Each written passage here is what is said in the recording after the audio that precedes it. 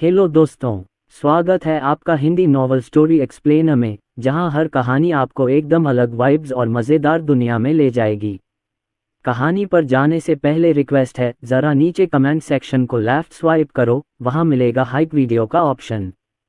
तो जल्दी से हमें हाइप पॉइंट्स देकर सपोर्ट करो ताकि हम रोज़ आपके लिए और धांसू स्टोरीज लाते रहें।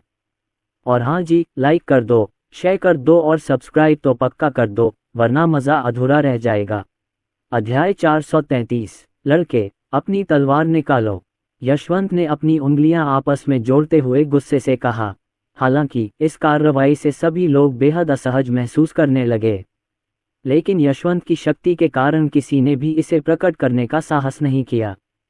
जूते का उपयोग करना आपके लिए सबसे बड़ा सम्मान है।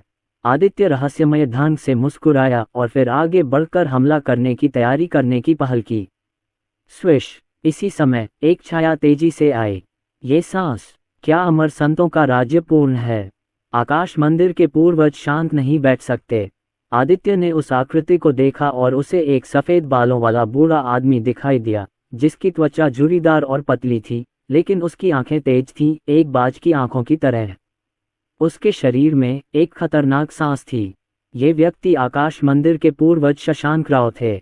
सब लोग इसे बंद करो। शशांक राव आदित्य, वू फेगुआंग और अन्य के बीच खड़े थे। शशांक राव के अचानक आने के कारण कुछ देर तक कोई प्रतिक्रिया नहीं दे सका। पहला पूर्वज, वू फेगुआंग की आंखों में आश्चर्य की एक चमक उठी। प्रथम पूर्वज भी क्यों चिंतित थे?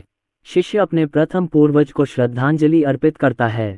वू फेगुआंग ने अपना आक्रामक रुख त्याग दिया और संस्थापक शशांक राव को प्रणाम किया। प्रथम पूर्वज को नमस्कार। कंक्योंग मंदिर के सभी बुजुर्ग और शिष्य एक घुटने पर झुके और सम्मानपूर्वक चिल्लाए। प्रमुख महाशक्तियों के प्रमुखों ने भी शशांक राव को सलाम किया। शशांक राव उनके पूर्वजों की ही पीढ़ी के थे, इसलिए उन्होंने उनकी उपेक्षा करने का साहस नहीं किया। ओह, ये बूढ़ा आदमी एकांतवास से जल्दी बाहर आ गया। त्रिलोक ऋषि ने थोड़ा आश्चर्य महसूस करते हुए शशांक राव की ओर देखा। चाहे वह मार्शल आर्ट सम्मेलन आयोजित करना हो या दानव हत्या गठबंधन स्थापित करना हो, ये पुराने अमर हस्तक्षेप नहीं करेंगे। वे केवल दानव संप्रदाय पर हमला करते समय ही कार्रवाई करेंगे। क्या यह उसकी वजह से है? त्रिलोक ऋषि ने आदित्य की ओर अर्थपूर्ण दृष्टि से देखा।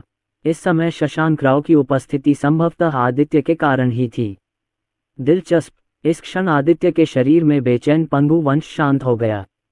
शशांक राव इस समय यहाँ आए थे, निश्चित रूप से उन पर हमला करने के लिए नहीं।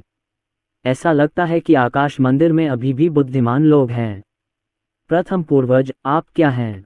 वू फेगुआंग हैरान दिखे। शशांक राव ने घृणा भरी नजरों से वू फेगुआंग को देखा। यह आदमी मिट्टी से दीवार को नहीं टिका सकता। सचमुच मुझ में कोई विवेक नहीं है। अमर संत लोक के 4 शक्तिशाली पुरुषों के सामने एक युवक को जरा भी डर नहीं लगा। सोचकर उसे एहसास हुआ कि यह आसान नहीं था। या तो पृष्ठभूमि आसमान के विपरीत है या ताकत असामान्य है। कल मार्शल आर्ट सम्मेलन का दिन है। आज रात बल प्रयोग क्यों? शशांक राव स्पष्टतः वू फेगुआंग से पूछताछ करना चाहते थे। श्री यशवंत ने ईमानदारी से कहा। हालांकि शशांक राव के स्त्रीवत स्वर ने शशांक राव की त्वचा को सिहरन पैदा कर दी। हमने कई सालों से एक दूसरे को नहीं देखा है। साथ ही ताओवादी यू सचमुच अधिकाधिक परिष्कृत होती जा रही है। शशांक राव ने अपने हाथ पीछे कर लिए और स्त्रीवत यशवंत की ओर देखा। ये सुनकर यशवंत की भौहें तन गईं और उसका चेहरा लाल हो गया। क्या उत्तम शब्द किसी औरत का वर्णन नहीं करता। वह एक बड़ा आदमी है। नहीं, अब वह बहुत सस्ता हो गया है। यदि किसी और ने ऐसा कहने का साहस किया होता तो वह पहले ही अपनी तलवार चला चुका होता। लेकिन दूसरी पार्टी शशांक राव है, तो वह इसे केवल सहन कर सकता था। सभी के चेहरे के भाव बदल गए और वे एक क्षण के लिए भ्रमित हो गए। क्या चल रहा है? आपको ऐसा क्यों लगता है कि शशांक राव स्काईफ्लो सेक्ट के प्रति थोड़ा पक्षपाती हैं? शशांक राव ने मुड़कर आदित्य की ओर देखा और पूछा, साथी ताओवादी, क्या तुम जियांग इंगवेन को मार सकते हो? मैंने जियांग इंगवेन को मार डाला। कालभक्ष बाहर आया, अपनी छाती थपथपाई और सीधे स्वीकार कर लिया। ये देखकर वू फेगुआंग की आंखें ठंडी हो गईं। जियांग इंगवेन की हत्या करने के बाद भी यह आदमी इतना आत्मविश्वासी होने की हिम्मत रखता है। शशांक राव ने कालभक्ष को गंभीर दृष्टि से देखा। उसके अंतर्ज्ञान ने उसे बताया कि यह व्यक्ति भी खतरनाक था। क्या मेरे आकाश मंदिर में मेरे मंदिर के 7वें बुजुर्ग को मारना अनुचित नहीं है? शशांक राव ने पूछा। अनुचित? दिन में जियांग इंगवेन हमसे मिलते ही मुझे मार डालता। मैंने उसकी जान बख्श दी है। रात को वह फिर से चुपके से हमला करने आया। क्या मुझे अपनी गर्दन बाहर निकालकर उसे काट देना चाहिए? आदित्य ने सीधे शशांक राव की ओर देखा और कहा, न तो विनम्र और न ही दबंग। ये सुनकर शशांक राव ने एक क्षण सोचा और फिर अपने पीछे खड़े वू फेईगुआंग से पूछा, क्या साथी ताओवादी ने जो कहा वह सच है? वो फेईगुआंग को एक पल के लिए समझ नहीं आया कि क्या जवाब दे। वास्तव में जियांग इंगवेन ने ही आदित्य पर पहला प्रहार किया था। इसके अलावा जियांग इंगवेन की मृत्यु उस आंगन में हुई जहां आदित्य और अन्य लोग रहते थे, जिससे पता चलता है कि जियांग इंगवेन ने दरवाजे पर आने की पहल की थी। उनका आकाश मंदिर पूरी तरह से अनुचित है। हम यहाँ मार्शल आर्ट सम्मेलन में भाग लेने आए हैं। जैसे ही हम कंकियोंग मंदिर में प्रवेश करेंगे, आपको हमारी सुरक्षा की जिम्मेदारी लेनी होगी। लेकिन आपके संप्रदाय के 7वें बुजुर्ग ने बार बार हमारी हत्या की है और अब वह मुझे घेर कर मारने के लिए दूसरी ताकतों को एकजुट करना चाहता है। हाँ, ये हास्यास्पद है। क्या यही तथाकथित धार्मिक शक्ति है? क्या आप अभी भी राक्षस संहार गठबंधन बना रहे हैं? तो फिर दुनिया को अपने ऊपर हंसने मत दीजिए। आदित्य ने कमल के फूल उगल दिए, जिससे सभी अवाक रह गए। त्रिलोक ऋषि ने आदित्य की ओर प्रशंसा भरी दृष्टि से देखा। मुझे मत बताओ, उसे यह जूनियर बहुत पसंद है। अफसोस की बात है कि वह रसायन विद्या में पारंगत नहीं है, अन्यथा वह बिना किसी हिचकिचाहट के आदित्य को अपना प्रत्यक्ष शिष्य स्वीकार कर लेता। शशांक राव ने ठंडी आवाज में कहा और फिर वो फेईगुआंग को डांटा। आयोजक होने के नाते मेहमानों की सुरक्षा की जिम्मेदारी आपकी होनी चाहिए। इस बार आप ही असभ्य थे। कृपया मुझसे माफी मांगिए। क्षमा मांगना। वो फेईगुआंग का चेहरा काली रेखाओं से ढका हुआ था और वह अपने दिल में बहुत अनिच्छुक था। क्या तुम्हें कोई आपत्ति है? शशांक राव ने वो फेईगुआंग की ओर ठंडी निगाह से देखा और शक्तिशाली दबाव फैला, मानो लाखों पहाड़ हों, इतना भारी कि हर कोई सांस नहीं ले पा रहा था। शिष्य को कोई आपत्ति नहीं है। वो फेईगुआंग ने अपनी बंद मुट्ठियां खोलीं, फिर आदित्य के पास आया, उसके हाथों को कप में भरकर कहा, मैंने लापरवाही से काम किया, छोटे दोस्त, कृपया मुझे माफ कर दो। आदित्य ने क्रोधित होकर उत्तर दिया, आप शक्तिशाली हैं और आपके तरीके असाधारण हैं। मैं आपके विरुद्ध जाने का साहस कैसे कर सकता हूँ? इस मामले को यहीं समाप्त करें। वो फेई ने गुस्से में अपने दांत पीस लिए।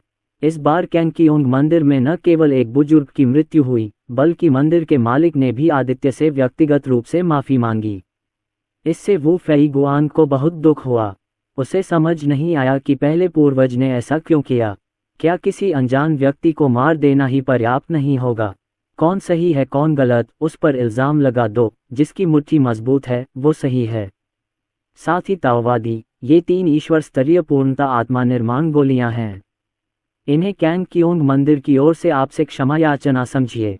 शशांक राव ने आदित्य को एक दवा की शीशी दी। क्या माफी भी तो है? यशवंत और अन्य लोकप्रिय लोग दांत खुजला रहे हैं। लेकिन ये तियांजियान संप्रदाय में नहीं है और वे ज्यादा कुछ नहीं कह सकते। बात बस इतनी है कि शशांक राव पहले इतने कायर नहीं थे। आज क्या हो रहा है? हा, धन्यवाद। आदित्य को देव स्तर की गोलियां बिल्कुल पसंद नहीं थीं, लेकिन वे उसे पहले ही दे चुकी थीं। अगर वह उन्हें स्वीकार नहीं करता तो वह उनका अनादर करता। सबसे बुरी स्थिति में इसका उपयोग बाद में फूलों और घास को खाद देने के लिए किया जाएगा। हा, मैंने बहुत समय से सुना है कि मिस्टर जी निष्पक्ष हैं। जब मैंने आज उन्हें देखा तो ये सच निकला।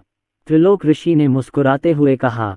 ये देखकर शशांक राव त्रिलोक ऋषि की ओर बढ़े, मुस्कुराए और बोले, श्रीमान चेंग, मैं कुछ दिन पहले एकांतवास में था। मुझे खेद है कि मैं आपसे व्यक्तिगत रूप से मिल नहीं सका।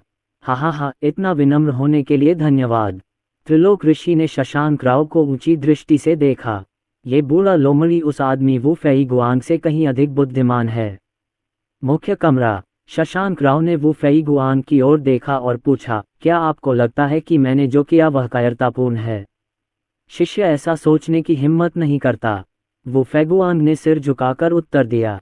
अगर मैं ऐसा सोचने की हिम्मत नहीं कर सकता तो मैं इसके बारे में सोच लेता हूँ।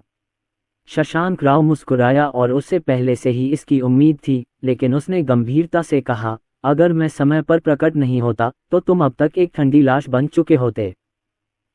ये सुनकर वू फेईगुआन की अभिव्यक्ति में भारी परिवर्तन आया। उसने सोचा कि प्रथम पूर्वज उसके साथ मजाक कर रहे हैं।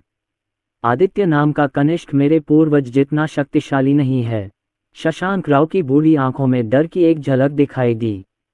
वह हमेशा से क्रूर और निर्दयी रहा है और वह समझौता स्वीकार करने वाला व्यक्ति नहीं है, लेकिन आदित्य ने उसे बहुत खतरनाक एहसास दिलाया। भले ही वो फेईगुआन और वे चारों एक साथ आ जाएं, फिर भी इस बात की बहुत अधिक संभावना है कि अंत में उनकी मृत्यु हो जाएगी। सतह पर वह वो फेईगुआन को डांट रहा था, लेकिन वास्तव में वह वो फेईगुआन की रक्षा कर रहा था। प्रथम पूर्वज, आप गलत हैं, है ना? उस बच्चे की अस्थि आयु शायद 100 वर्ष से ज्यादा नहीं होगी। उसकी साधना चाहे कितनी भी शक्तिशाली क्यों न हो, वह आपके बराबर नहीं हो सकता। वो फेईगुआन अविश्वास से भरा हुआ लग रहा था। उनकी राय में आदित्य की ताकत शायद उनकी अपनी ताकत जितनी भी अच्छी नहीं है।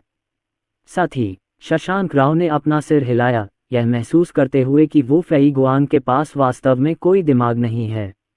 आखिर उसे ऐसी बात क्यों सूझी? हॉल मास्टर का पद किसी और को क्यों न सौंप दिया जाए? प्रथम पूर्वज, कृपया मुझे सिखाइए। वो फेईगुआन ने अपना सिर झुकाकर प्रणाम किया। जरा ध्यान से सोचो, तुम चारों की घेराबंदी का सामना करते हुए क्या आदित्य आधा कदम भी पीछे हटा? क्या डर का जरा भी निशान था? न केवल वहां कोई डर नहीं था, बल्कि उसकी आंखें लड़ने की भावना से भरी थीं। शशांक राव ने याद दिलाया। ये सुनकर वो फेईगुआन को अचानक एहसास हुआ, पूर्वज ने जो कहा वह सही प्रतीत होता है।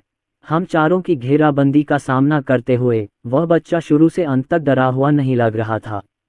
आदित्य के शांत भाव के बारे में सोचते हुए वो फेईगुआन को अपनी पीठ पर ठंडक महसूस हुई। आदित्य ही नहीं, उसके पीछे ये वो के भी सरल नहीं है। इस बार सबसे बड़ा डार्क हॉर्स स्काईफ्लो सेक्ट होना चाहिए। शशांक राव ने अपनी बूढ़ी आंखें सिकुड़ते हुए गंभीरता से कहा, इस स्काईफ्लो संप्रदाय की पृष्ठभूमि क्या है? यह अचानक कैसे प्रकट हुआ? क्या ये हमारी धार्मिक ताकतों के लिए खतरा होगा? वो फेईगुआन को संदेह हुआ। ऐसा नहीं होना चाहिए। उसकी ताकत हमारे कुछ पुराने लोगों से कम नहीं है। उसे दानव संहारक गठबंधन में शामिल करने से हाओरन संप्रदाय की कमी पूरी हो सकती है। और अधिक सहायता क्यों नहीं दी जाए? शशांक राव मुस्कुराए, उनकी बूढ़ी आंखें लालच से भरी थीं। स्वर्गीय दानव संप्रदाय को नष्ट करने और स्वर्गीय दानव रानी को मारने के बाद आप अमरता के अमर ताबूत के लिए प्रतिस्पर्धा कर सकते हैं। यदि आप अमरता का अमर ताबूत प्राप्त कर सकें तो आपको अमरता साबित करने का अवसर मिलेगा। मास्टर जी, शशांक राव क्या योजना बना रहा है? केशिनी उसके पीछे खड़ी होकर आदित्य के कंधों को सहला रही थी। उसके नाजुक हाथ उसके कंधों पर थे, जो वाकई आरामदायक था। अरोरा जमीन पर बैठ गई और आदित्य की जांघों पर जोर से मारने लगी। दो अद्भुत सुंदरियों की सेवा में ये जीवन सचमुच अद्भुत है। शशांक राव एक बूढ़ा लोमड़ी है। उसने हमें जीतने के लिए रियायतें दी ताकि वह स्वर्गीय दानव संप्रदाय को घेरने में उनकी मदद कर सके। आदित्य को शशांक राव के छोटे छोटे विचार कैसे पता नहीं चले, लेकिन वह दुश्मन पर हमला करना चाहता है।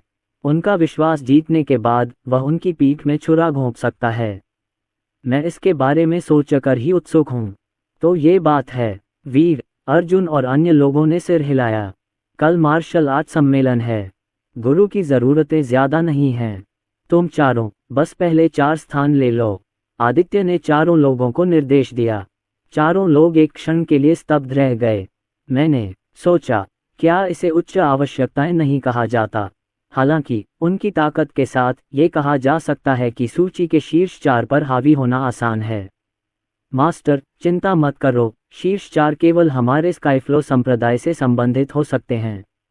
वीर ने गंभीरता से वादा किया। आदित्य ने संतोष से सिर हिलाया। उनके स्काईफ्लो संप्रदाय के अलावा अन्य 15 महाशक्तियों के सैकड़ों शिष्य मार्शल आर्ट सम्मेलन में भाग ले रहे हैं। उनमें से तियानजियान संप्रदाय के संत किन मिंगजी परी दुनिया में राक्षसों की सूची में पहले स्थान पर हैं। सीब्लू पैलेस के संत विभांशु राक्षसों की सूची में दूसरे स्थान पर हैं, और बिंगक्स्यू पैलेस के सुन जिंगरो राक्षसों की सूची में तीसरे स्थान पर हैं। इन लोगों की साधना कम से कम अमरता के क्षेत्र में महान सफलता के दायरे में है।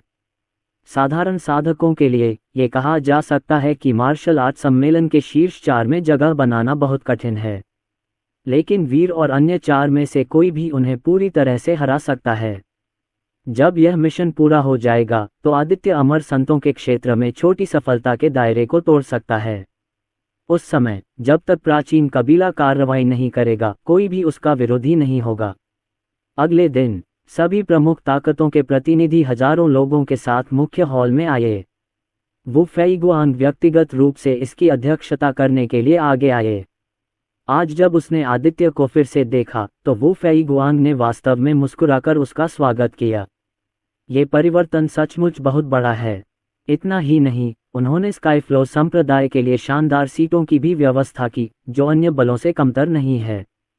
कांगकियोंग मंदिर के कायरों, उस लड़के ने तुम्हारे बुजुर्ग को मार डाला और तुम अभी भी अपने दुश्मन की सेवा कर रहे हो। इस दृश्य से यशवंत और हेंगयुआन बहुत क्रोधित हो गए। मूलतः वे आदित्य को एक ही झटके में मार डालना चाहते थे, लेकिन अब ऐसा लगता है कि इसकी कोई संभावना नहीं है। मिंगजी, पाताल लोक पर्वत पर पहुंचकर स्काईफ्लो संप्रदाय के शिष्यों को सबक सिखाओ। यशवंत ने संत किन मिंगजी को अपने पीछे आने का आदेश दिया। किन मिंगजी सफेद वस्त्र पहने हुए थे, उनके हाथ में एक तेज तलवार थी और उनकी भौहों के बीच असाधारण वीरता थी। वे यशवंत के प्रत्यक्ष शिष्य थे। उसकी साधना अर्धचरणीय अमर संत के स्तर तक पहुंच गई है और उसने तलवारबाजी के तीसरे स्तर को भी समझ लिया है। सैकड़ों वर्षों से उसे दुष्टों की सूची में रखा गया है। शिष्य, इसे याद रखना, किन मिंगजी ने सिर हिलाकर उत्तर दिया। यशवंत ने आदित्य की ओर ठंडी निगाहों से देखा, सोचा कि अब तुम्हें बहुत कष्ट होगा। सभी लोग, आज मार्शल आर्ट सम्मेलन आयोजित किया जाएगा। सम्मेलन में भाग लेने वाले सभी शिष्य कृपया पहचान पत्र प्राप्त करने के लिए आगे आएं। वू फेईगुआंग की नज़र सब पर पड़ी और फिर घोषणा की। फिर सम्मेलन में भाग लेने वाले प्रत्येक शिष्य टोकन प्राप्त करने के लिए आगे आए। टोकन को विभिन्न पैटर्नों से ढका गया था और जब तक इसमें रक्त का सार डाला जाता था तब तक पहचान संबंधी जानकारी प्रदर्शित होती रहती थी। वीर और अन्य लोगों द्वारा रक्त सार टपकाए जाने के बाद उनके नाम, संप्रदाय और 10 अंक तुरंत प्रकट हो गए। सभी लोग, आप लोग पाताल लोक के पहाड़ों में प्रवेश करेंगे और अंकों के लिए लड़ाई शुरू करेंगे। नियम बहुत सरल हैं। 3 महीनों के भीतर जिसके अंक ज्यादा होंगे उसे ऊपर रैंक दी जाएगी। शीर्ष 10 शिष्य ज्ञान प्राप्ति के लिए फॉर्चून पूल में प्रवेश कर सकते हैं। ये सुनकर हर कोई प्रयास करने के लिए उत्सुक हो गया। हर किसी के पास मूल 10 अंक हैं। यदि आप अधिक अंक प्राप्त करना चाहते हैं तो आप दूसरों को लूट सकते हैं या पहाड़ों में राक्षसों को मार सकते हैं। फॉर्चून पूल परी दुनिया में एक महान अवसर है। इसे हर 100 साल में एक बार खोला जाता है और हर बार केवल 10 लोग ही इसमें प्रवेश कर सकते हैं। कोटा को उचित रूप से आवंटित करने के लिए प्रमुख महाशक्तियों ने एक मार्शल आर्ट सम्मेलन आयोजित किया। जहां तक प्रथम श्रेणी की सेनाओं, द्वितीय श्रेणी की सेनाओं और यहां तक कि कमजोर सेनाओं का सवाल है, कोटा के लिए प्रतिस्पर्धा करने का कोई मौका नहीं है। बेशक इस वर्ष का मुख्य आकर्षण मार्शल आर्ट सम्मेलन नहीं है। ये सम्मेलन के बाद स्थापित किया जाने वाला दानव संहार गठबंधन है। सभी लोग कृपया मेरे पीछे पाताल लोक के पहाड़ों तक चलें। वू फेईगुआंग ने सभी को हॉल से बाहर निकाला और फिर एक उल्टे हुए राक्षस पर सवार होकर पाताल लोक पर्वत के बाहर तक ले गया। संपूर्ण पर्वत श्रृंखला संरचनाओं से बनी है जो प्रत्येक व्यक्ति की पहचान से जुड़ी हुई है। पर्वत श्रृंखला के ऊपर एक पत्थर की पट्टिका है जिस पर रैंकिंग अंकित है। वू फेईगुआंग ने अपनी आस्तीनें लहराईं और पर्वत श्रृंखला का प्रवेश द्वार तुरंत खुल गया। सभी मित्रों, मार्शल आर्ट सम्मेलन का मूल उद्देश्य आपको एक दूसरे के साथ प्रतिस्पर्धा करने का अवसर देना है और मैं आशा करता हूं कि आप एक निश्चित बिंदु पर रुक सकेंगे। यदि आपको पर्वत श्रृंखला में कोई खतरा आता है तो कृपया समय रहते पहचान टोकन को नष्ट कर दें और फिर आपको पर्वत श्रृंखला से बाहर भेज दिया जाएगा। वू फेईगुआंग ने कहा। ये सुनने के बाद हर कोई नीदरलैंड पर्वत श्रृंखला में प्रवेश करने के लिए इंतजार नहीं कर सका। फॉर्चून पूल में 10 स्थान वास्तव में आकर्षक हैं। बेशक वीर और अन्य लोगों को इसमें कोई दिलचस्पी नहीं है। फॉर्चून पूल क्या है? ये स्काईफ्लो सेक्ट के अनंत स्पिरिट लिक्विड पूल का एक छोटा भाई है। उन्होंने मार्शल आर्ट सम्मेलन में केवल कमजोर लोगों को डराने, व्यायाम करने तथा शारीरिक और मानसिक रूप से खुद को खुश करने के लिए भाग लिया। मास्टर, पहले हम अंदर चलें। ठीक है, चलो, मुझे बस नींद आ रही है। अगर तुम लोग झपकी लेना चाहते हो तो तुम लोग जल्दी बाहर चले जाओ।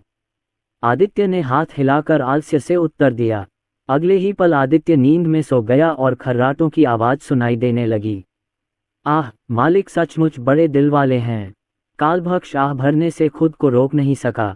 जब अन्य सेनाओं के शिष्य पाताल पर्वतों में प्रवेश करते हैं तो उनके गुरु और बुजुर्ग उन्हें कई निर्देश देते हैं।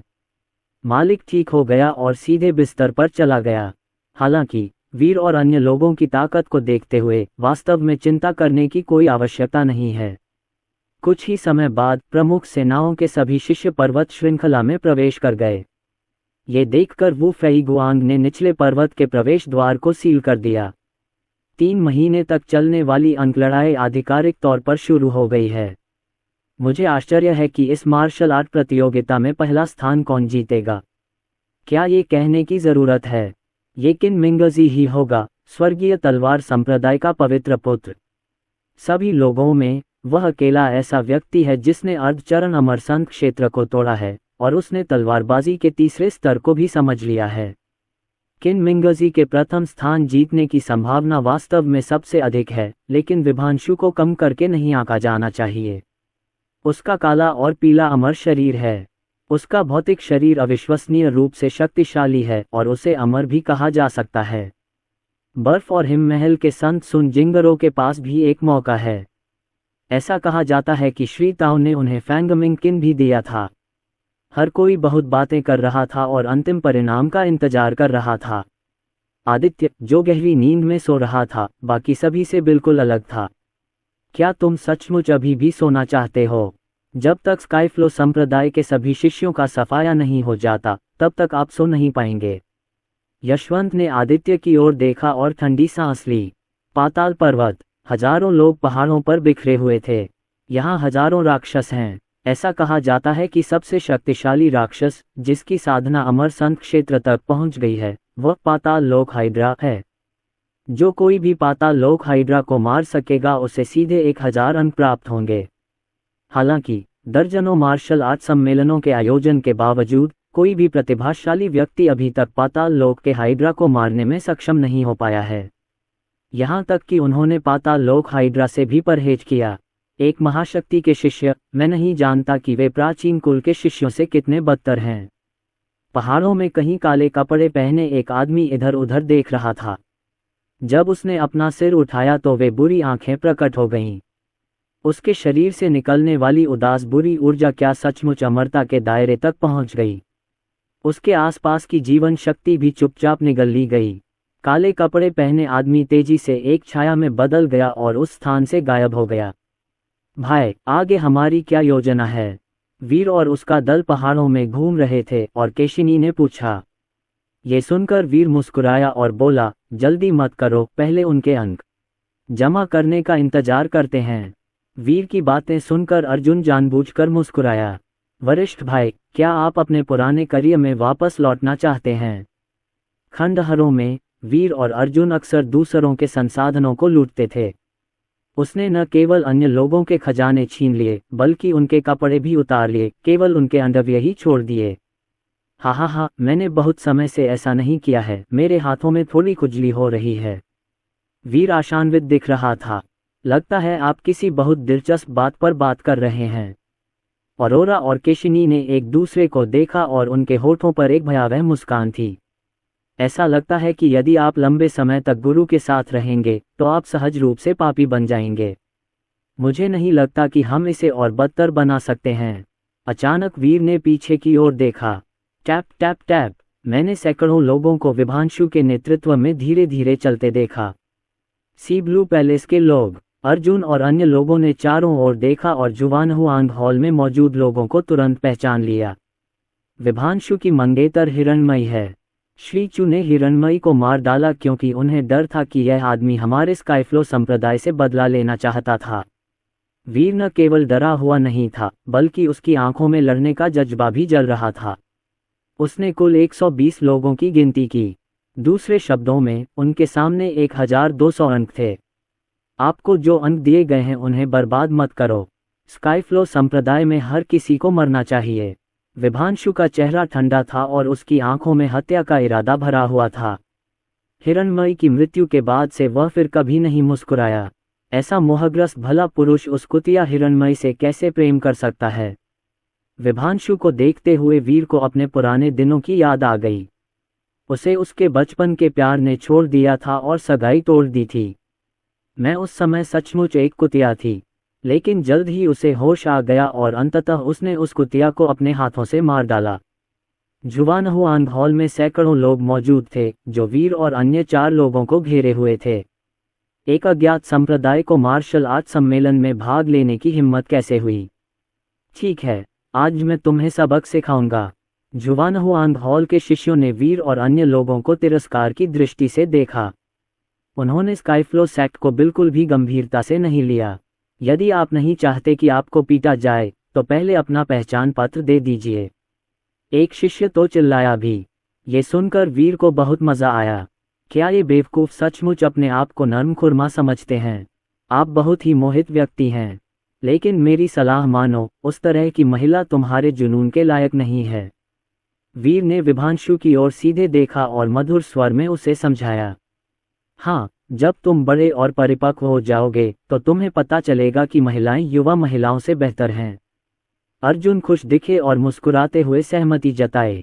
केशिनी और अन्य 2 ने आंखें घुमाईं। मेरा दूसरा बड़ा भाई अधिकाधिक उपद्रवी होता जा रहा है। चुप रहो, मैं तुम्हें हिरण्मयी के बारे में बुरी बातें कहने की अनुमति नहीं देता। उसने कहा कि उसने जीवन में सिर्फ मुझसे ही प्यार किया है।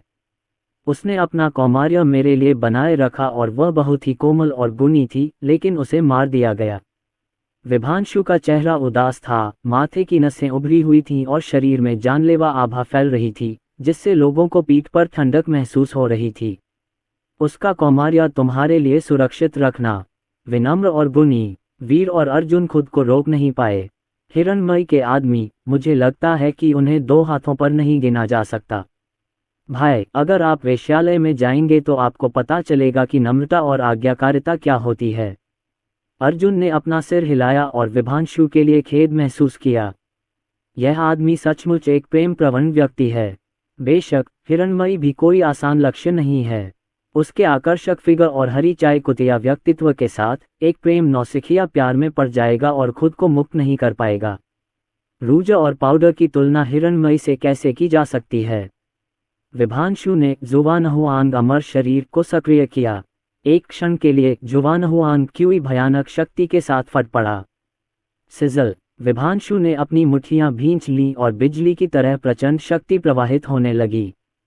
सी ब्लू पैलेस अपने शारीरिक प्रशिक्षण के लिए प्रसिद्ध है। विभांशु, जिसके पास जुवानहुआंग अमर शरीर है, विशेष रूप से भयानक शारीरिक शक्ति रखता है। यदि आप किसी को दोष देना चाहते हैं, तो उस व्यक्ति के साथ एक ही संप्रदाय में होने के कारण खुद को दोष दें। इसे करें। विभांशु ने वीर और अन्य लोगों को घूरा और एक आदेश पर सी ब्लू पैलेस के शिष्यों ने अपनी शक्तियां जुटाईं। बूम बूम बूम, सैकड़ों हमले हुए और युद्ध छिड़ने वाला था। आसपास के राक्षस डर गए और जल्दी से भाग गए। इन दोनों बहनों को मेरे पास छोड़ दो। बकवास, इन दोनों बहनों को मेरे पास छोड़ देना चाहिए। सी ब्लू पैलेस के सभी शिष्य केशिनी और अरोरा पर मोहित हैं। दोनों सचमुच बहुत सुंदर हैं, विशेषकर केशिनी की बड़ी सफ़ेद टांगें, जिन्होंने अनगिनत पुरुषों को मोहित किया है। मौत की तलाश में सी ब्लू पैलेस के शिष्यों का सामना करते हुए केशिनी की खूबसूरत आंखें ठंडी हो गईं और हत्या का इरादा चुपचाप उतर आया। केवल स्वामी ही उनके शरीर को स्पर्श कर सकते हैं। जो कोई भी अनुचित विचार रखने का साहस करेगा उसे नरक भेजा जाएगा। छोटी सुंदरी, मेरा भाई तुम्हारे साथ अच्छा व्यवहार करेगा। सी ब्लू पैलेस के शिष्य की बात पूरी होने से पहले ही वह अगले ही क्षण भयभीत हो गया। केशिनी और अरोरा के शरीरों के भीतर महान पूर्णता के अमर क्षेत्र का आभामंडल फूट पड़ा। एक शक्तिशाली आक्रमण हुआ और शून्य तुरंत ही बिखर गया। सी ब्लू पैलेस के सैकड़ों शिष्यों को घेर लिया गया और शक्तिशाली आक्रमण ने उन्हें निर्दयतापूर्वक निगल लिया। पवित्र पुत्र विभांशु को छोड़कर बाकी शिष्य मूलतः हम लोग के आरंभिक चरण में हैं। हालांकि केशिनी और अरोरा दोनों ही विशेष शारीरिक संरचना वाली हैं और उनकी शक्ति समान स्तर के शिष्यों से कहीं अधिक है और यहाँ तक कि यमलोक में पहुंच चुके शिष्यों से भी प्रतिस्पर्धा कर सकती हैं। पफ पफ पफ, मोर्चे पर दौड़े दर्जनों शिष्यों को दबा दिया गया और वे रक्त के धुंध में बदल गए। यद्यपि शेष दर्जनों शिष्य तत्काल नहीं मारे गए, लेकिन वे गंभीर रूप से घायल हो गए और उड़ गए। एक ही सांस में जुवानहुआंग हॉल में सैकड़ों शिष्य मर गए, घायल हो गए और काफी शर्मिंदा हुए। यहाँ तक कि पवित्र पुत्र विभांशु को भी पीछे हटने के लिए मजबूर होना पड़ा। Tap tap tap tap. Vibhanshu के पास अमर क्षेत्र में पूर्ण साधना है और जुवानहुआंग अमर शरीर के साथ उसने 2 आक्रमणों का सामना किया, लेकिन वह हजारों कदम पीछे हट गया। वह कैसे संभव है? विभांशु ने भौहें चढ़ाईं और केशिनी और अरोरा को भयभीत दृष्टि से देखा। ये 2 खूबसूरत महिलाएं सतह पर हानिरहित दिखती थीं, लेकिन जब वे हमला करती थीं तो वे ऐसी भयानक शक्ति प्रकट करती थीं। और वीर और अर्जुन ने अभी तक कोई कार्रवाई नहीं की है। विभांशु को लगा कि उसकी खोपड़ी सुन्न हो गई है। उन्होंने स्काईफ्लो संप्रदाय को कम करके आंका। यह आप ही हैं जो मौत की तलाश में हैं, हमें दोष मत दीजिए। केशिनी और अरोरा आगे बढ़े और उनके हमले बहुत क्रूर थे और उन्होंने बेहोश सी ब्लू पैलेस के शिष्यों पर हमला किया। खरपतवार को काटने के लिए हमें जड़ों से छुटकारा पाना होगा। यद्यपि उन्हें रखने से कोई परेशानी नहीं होगी, लेकिन अगर वे अपनी सुंदरता की लालसा करने की हिम्मत करते हैं तो उन्हें मरने के लिए भेजना होगा। क्या यह महाशक्ति नहीं है? वैसे भी उनके स्काईफ्लो संप्रदाय ने 4 महाशक्तियों को नाराज कर दिया है। Puff puff puff.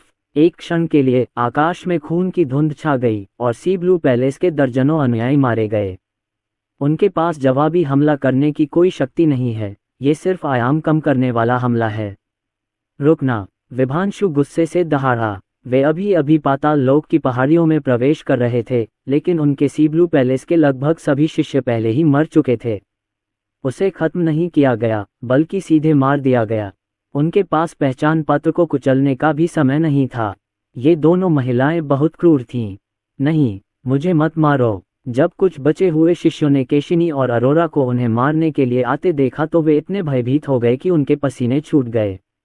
अंतिम क्षण में उन्होंने बिना किसी हिचकिचाहट के अपने पहचान चिन्हों को नष्ट कर दिया और उन्हें पहाड़ों से बाहर भेज दिया गया। सी ब्लू पैलेस के 130 शिष्यों में से केवल 8 ही जीवित बचे।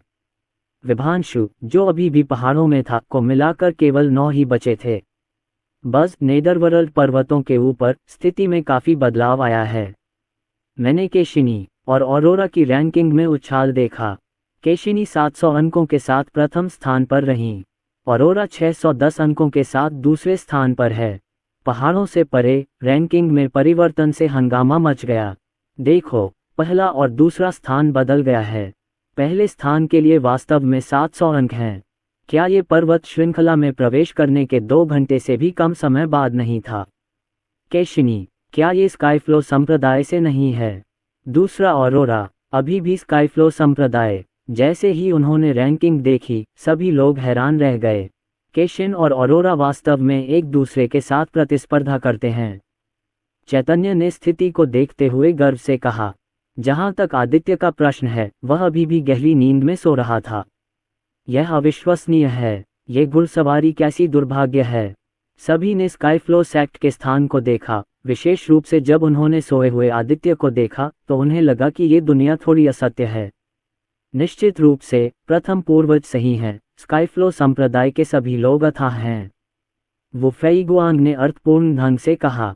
वह स्वयं को और अधिक भाग्यशाली महसूस करने लगा। सौभाग्यवश पहले पूर्वज ने उस समय उसे रोक लिया, अन्यथा वह अब तक शव बन चुका होता। देखो, एक शिष्य को टेलीपोर्ट कर दिया गया है। आपको ऐसा क्यों लगता है कि वे सभी तियानजियान संप्रदाय के अनुयायी हैं? क्या वे गंभीर रूप से घायल हैं? पहाड़ों में क्या हुआ? सभी लोग स्तब्ध होकर उसकी ओर देखने लगे। सी ब्लू पैलेस के मालिक वुलैक सेहेंग अचानक अपनी कुर्सी से उठ खड़े हुए। फैंग तियान, क्या हो रहा है? लोकेश्वर ने अपने तीसरे शिष्य फोंग तियान की ओर देखा और संदेह से पूछा। फैंग तियान सहित 8 लोगों की आंखें थोड़ी धुंधली थीं और उनके शरीर जख्मों से ढके हुए थे। महल मालिक, मैं फैंग तियान दिल टूटकर जमीन पर घुटनों के बल बैठ गया। केशिनी और अरोरा के बारे में सोचते ही मेरी पीठ में ठंडक दौड़ गई। क्या हुआ? क्या आपका सामना पाताल लोक हाइड्रा से हुआ? वू लेक्सेहिंग ने उत्सुकता से पूछा। फैंग तियान ने अपना सिर हिलाया। महल मास्टर, पवित्र पुत्र के नेतृत्व में। हाँ, हमने स्काईफ्लो संप्रदाय के शिष्यों पर हमला किया, लेकिन लगभग पूरी सेना का सफाया हो गया। हम 8 और पवित्र पुत्र को छोड़कर बाकी सभी मारे गए। ये सुनकर वू लेक्सिंग के पैर नर्म पड़ गए और वह लगभग गिर नहीं गया। महल के स्वामी, अपना ख्याल रखना। बड़े बुजुर्ग गौतम ने भी यशवंत का साथ दिया, उनका हृदय भी रो रहा था। पाताल लोक पर्वतों में प्रवेश करने वाले 100 से अधिक लोग प्रत्यक्ष शिष्य थे और वे प्रतिभा और शक्ति के मामले में सर्वश्रेष्ठ थे। लेकिन अब केवल 9 लोग ही मरे हैं, और इस वर्ष सी ब्लू पैलेस को फॉर्चून पूल में प्रवेश के लिए एक भी स्थान नहीं मिल सकेगा। स्काईफ्लो संप्रदाय। लोकेश्वर ने दांत पीसते हुए आदित्य और अन्य 2 को हत्या की नीयत से देखा। क्या ये फिर से स्काईफ्लो संप्रदाय है? क्या तुम लड़ना चाहते हो? कालभक्ष ने आदित्य को अवरुद्ध कर दिया और लोकेश्वर का दबाव अवरुद्ध हो गया।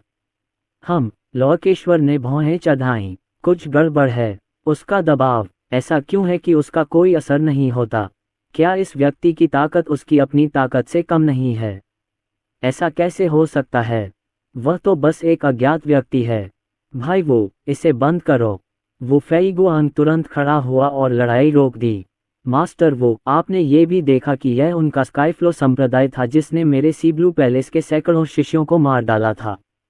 पहाड़ों में प्रवेश करना एक प्रतियोगिता है, लेकिन उन्होंने उन्हें मार डाला। लोकेश्वर ने गुस्से से कहा। ये सुनकर वू फेईगुआन को भी थोड़ी परेशानी महसूस हुई। यद्यपि पिछले मार्शल आर्ट सम्मेलनों में हताहत हुए थे, लेकिन वे इतने बड़ा चढ़ाकर नहीं बताए गए थे। सैकड़ों शिष्य मारे गए और वे सभी जुवानहुआंग हॉल के शिष्य थे। हे, आपके शिष्य अन्यों की तरह कुशल नहीं हैं। बूढ़े आदमी, क्या तुमने सुना नहीं? ये तुम्हारे जुवानहुआंग हॉल के लोग थे जिन्होंने लड़ाई शुरू की थी, लेकिन वे मेरे स्काईफ्लो संप्रदाय के शिष्यों द्वारा मारे गए। इसके अलावा पहचान का टोकन उनके हाथ में है। अगर वे इसे नहीं तोड़ते तो क्या वे दूसरों को दोष दे सकते हैं? चैतन्य ने बिना किसी हिचकिचाहट के जवाब दिया। स्पष्टतः ये वे ही थे जिन्होंने हमें टोकन को तोड़ने का अवसर नहीं दिया। फैंग तियान दुखी दिख रहा था। यदि वह तीव्र बुद्धि वाला न होता तो उसका भाग्य भी अन्य शिष्यों जैसा ही होता। बकवास। आज स्काईफ्लो संप्रदाय को मुझे स्पष्टीकरण देना होगा। लोकेश्वर ने अपनी मुट्ठियां भींच लीं और जुवानहुआंग अमर शरीर सक्रिय हो गया और शक्तिशाली जुवानहुआंग क्यूई फट गया, यहाँ तक कि वो फेईगुआंग भी इसका विरोध नहीं कर सका। भाई वो, तुम मुसीबत खड़ी करने वाले हो। वो फेईगुआंग ने आह भरी। जुवानहुआंग हॉल पहले से ही अपने शरीर प्रशिक्षण के लिए प्रसिद्ध था और लोकेश्वर ने जुवानहुआंग अमर शरीर को सिद्ध कर लिया था और उसकी शारीरिक शक्ति आश्चर्यजनक रूप से मजबूत थी। आमने सामने की टक्कर में उसी क्षेत्र का लगभग कोई भी व्यक्ति लोकेश्वर को दबा नहीं सकता। रंबल हिंसक आक्रमण ने आदित्य और अन्य लोगों को दबा दिया। रास्ते का खालीपन तुरंत ही टूट गया। अदालत में मौत। कालभक्ष की आंखें ठंडी हो गईं और उसके शरीर में क्रूर जानवर का खून जलने लगा। क्या आपकी मां ने कभी आपको सार्वजनिक स्थानों पर चुप रहने के लिए नहीं कहा? एक अधीर आवाज सुनाई दी। आदित्य ने अपनी रक्तम आंखें खोलीं। चूंकि मैं अच्छी तरह नहीं सोया था, इसलिए जब मैं उठा तो मुझे गुस्सा आया। उसने वू लेक्सेंग को भावशून्यता से देखा। इस बूढ़े कुत्ते से निपटने की जरूरत है। सोते समय उसे परेशान करने के गंभीर परिणाम होंगे। सब खत्म हो गया। जब वू फेगुआंग ने आदित्य को क्रोधित होते देखा तो वह खून से सने होने के डर से जानबूझकर जल्दी से पीछे हट गया, क्योंकि प्रथम पूर्वज ने कहा था कि आदित्य की शक्ति उससे कम नहीं है। दूसरे शब्दों में, आदित्य में अमर संत क्षेत्र में महान साधना प्राप्त करने की शक्ति भी है। अब जब तुम जाग गए हो तो मुझे स्पष्टीकरण दो। लोकेश्वर को अभी मामले की गंभीरता का एहसास नहीं हुआ था और उसने आदित्य को घूरा। उसकी काली और पीली आभा अधिकाधिक अत्याचारी होती जा रही थी। बाकी सभी लोग बस मजा देखना चाहते थे, विशेषकर यशवंत और हरिनारायण। वे चाहते थे कि लोकेश्वर ने आदित्य को मार दिया होता। त्रिलोक ऋषि भी इसका इंतजार कर रहे हैं, क्योंकि वह भी आदित्य की असली ताकत देखना चाहता था। तुम्हारे बारे में सोचना इतना कठिन क्यों है? रुचिर ने मन ही मन आह भरी। यदि आप महाराज को नाराज करेंगे तो आपको निश्चित रूप से अच्छे परिणाम नहीं मिलेंगे। आप समझाना चाहते हैं, है ना? ठीक है, मैं तुम्हें स्पष्टीकरण दूंगा। आदित्य अचानक लोकेश्वर के सामने प्रकट हुए। वो लेक्सहेम ने भौहें चढ़ाईं और आदित्य की ओर देखा जो बहुत करीब था, स्पष्ट रूप से भ्रमित था। आदित्य उसके करीब कैसे आया? वह अचानक मेरे सामने क्यों आ गया? न केवल वो लेक्सेंग बल्कि अन्य लोगों ने भी इसे नहीं देखा।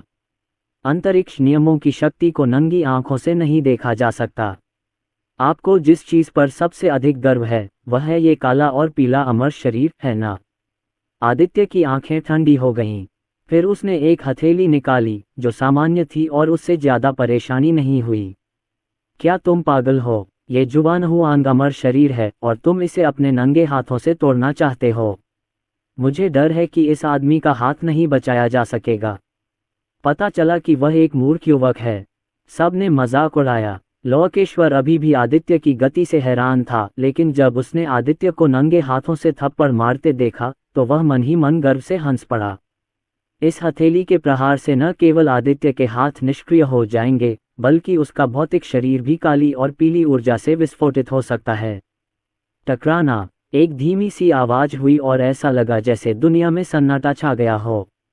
देखो, ये बिल्कुल भी काम नहीं करता। हा हा हा, कितना बेवकूफ। मैंने अपने जीवन में कभी किसी को इतना घमंडी नहीं देखा। तुमने अपने नंगे हाथों से जुबान हुआंग अमर शरीर पर गोली चलाने की हिम्मत कैसे की? सब हंस पड़े। बूम! लेकिन अगले ही पल लोकेश्वर के पीछे का शून्य टूट गया। एक हथेली का निशान दिखाई दिया। फफ्ट! लोकेश्वर को खून की उल्टी हुई और उसका बूढ़ा चेहरा तुरंत पीला पड़ गया। उसके शरीर में एक खूनी छेद दिखाई दिया और जुबान हुआंग अमर शरीर न केवल टूट गया बल्कि सीधे घुस गया। तभी लोकेश्वर जोर से जमीन पर गिरा। उसकी सांसें कमजोर हो गई थीं और उसकी बूढ़ी आंखें भय से भर गई थीं। तू लोकेश्वर का स्वर कांप रहा था, मानो उसने कोई भूत देख लिया हो। महल मास्टर, महान वृद्ध गौतम इतने भयभीत हो गए कि वे आगे की ओर दौड़े। लोकेश्वर के शरीर में खून से सना छेद देखकर उसका चेहरा डर से पीला पड़ गया। क्या हुआ? दयानजू वो का जुबान हुआंग अमर शरीर। ठीक है, ऐसा लगता है कि यह टूट गया है। हे भगवान, निर्दयी लोहे का हाथ। सबके होठों की मुस्कान अचानक गायब हो गई और वे हक्की बक्की निगाहों से आदित्य को देखने लगे। यशवंत और हेंगयुआन ने राहत की सांस ली। वे सभी आदित्य के खिलाफ लड़े हैं, लेकिन कई सालों तक एक दूसरे से न मिलने के बाद आदित्य इस मुकाम तक पहुंच गए हैं। क्या यह अभी भी एक इंसान है? ये घोड़ा है या इंसान? क्या ये स्पष्टीकरण पर्याप्त है? आदित्य ने ताली बजाई, जुबान हुआंग हॉल में सबकी ओर देखा और पूछा। पर्याप्त। फैंग तियान और अन्य शिष्य लंबे समय से भयभीत थे। व्याख्या करना, इसे समझाने की हिम्मत कौन करता है? ये देखकर कि जुबान हुआंग हॉल में लोगों का अहंकार खत्म हो गया है, आदित्य कुर्सी पर वापस आकर सो गया। आदित्य के जाग जाने के डर से किसी ने सांस लेने की भी हिम्मत नहीं की। बहुत डरावना। वो फेईगुआंग अभी भी अपने दिल में बहुत सदमे में था। क्या यही आदित्य की ताकत है? मुझे डर है कि महाशक्तियों में केवल पूर्वज स्तर के व्यक्ति ही आदित्य का मुकाबला कर सकते हैं। परिलोक में ऐसा राक्षस कब प्रकट हुआ? एक परिलोक जो 100 वर्ष से भी कम पुराना है। प्राचीन कुल के प्रतिभाशाली लोग ही अपना अस्तित्व बचाए रख सकते हैं, है न? इस लड़के की प्रतिभा और शक्ति की तुलना हमारे पूर्वजों से की जा सकती है। त्रिलोक ऋषि भी चौंक गए। लेकिन इस बारे में बात करें तो इस व्यक्ति में हमारे पूर्वज से कुछ समानताएं हैं। उसके पीछे तलवार का दीवाना विक्रम बुदबुदाया। रुचिर मुस्कुराया और कुछ नहीं बोला। केवल वही जानता है कि आदित्य ही अल्कमी पवेलियन का पूर्वज है। पाताल पर्वत, विभांशु को बहुत पछतावा हुआ, मैंने ही तुम्हें नुकसान पहुंचाया था। यदि उन्होंने सीब्लू पैलेस के शिष्यों को वीर और अन्य लोगों को घेरने के लिए नेतृत्व नहीं किया होता तो वे मारे नहीं जाते या घायल नहीं होते। बड़े भाई, इस आदमी को मेरे पास छोड़ दो। सीब्लू पैलेस अपनी बॉडी ट्रेनिंग के लिए मशहूर है और मैं भी बॉडी रिफाइनर हूँ। मैं बस आना चाहती हूँ और उनके साथ एक बार कोशिश करना चाहती हूँ। अर्जुन ने विभांशु की ओर देखा और कोशिश करने के लिए उत्सुक हो गया।